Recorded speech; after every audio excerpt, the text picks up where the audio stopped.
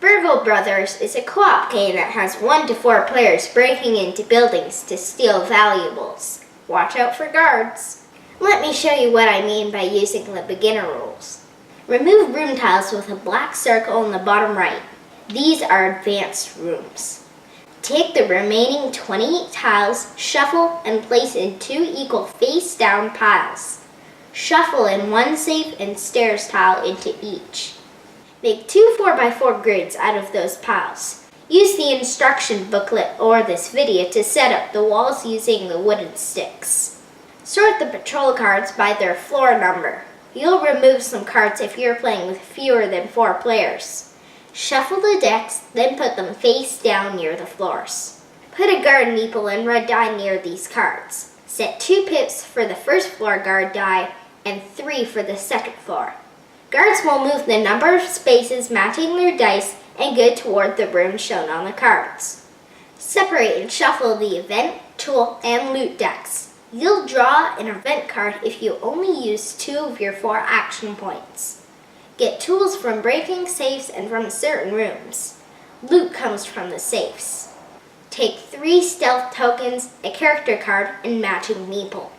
Avoid the advanced side until you're more experienced.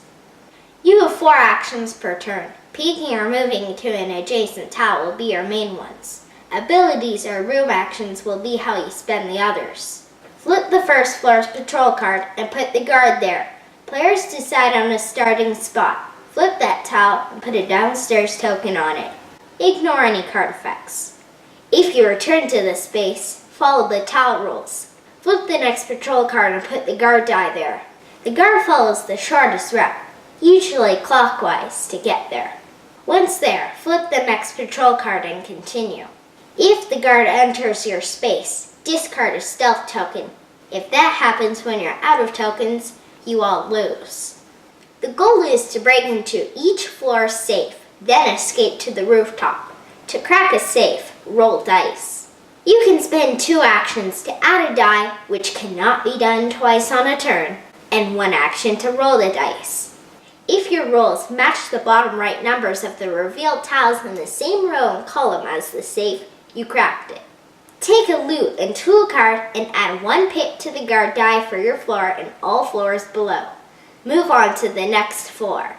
Peek, move, avoid getting caught, and crack safes. That's Burgle Brothers.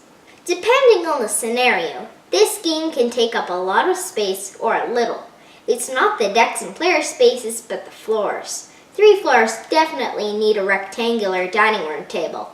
Games are around an hour for 2-floor scenarios and 90 minutes for 3 floors, including setup and takedown. Games could take longer depending on how long it takes to find the safes, rules, and age of players. Unlucky players can lead to shorter games.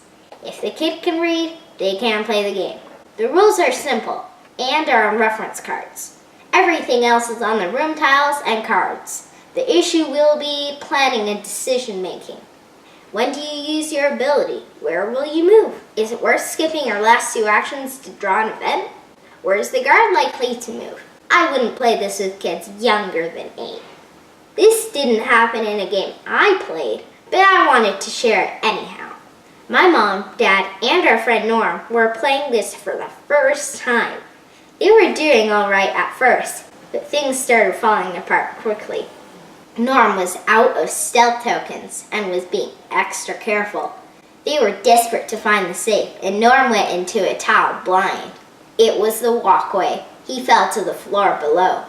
Because he was now on the first floor, the guard moved into his tile at the end of the turn. Game over.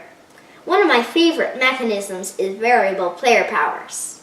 Depending on the situation, each thief's ability could save you or not really help at that time. Once you're comfortable, try the advanced abilities. Using dice and cards for the guard movement is interesting.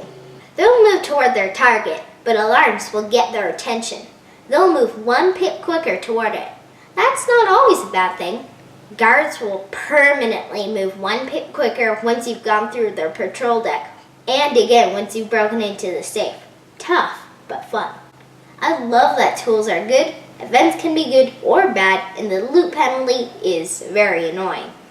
Do you go out of your way to get that tool? Do you skip 2 actions to grab a possibly unhelpful event? You have to get the loot, but it weighs you down and angers the guards. I'm really glad they went with tiles for the rooms instead of boards. It makes a different layout every time, and they're sturdier than cards. The game is really good at all player counts. The biggest difference is with more players, you have more people exploring and helping you out of danger, but the guards move more often. There isn't a lot of strategy.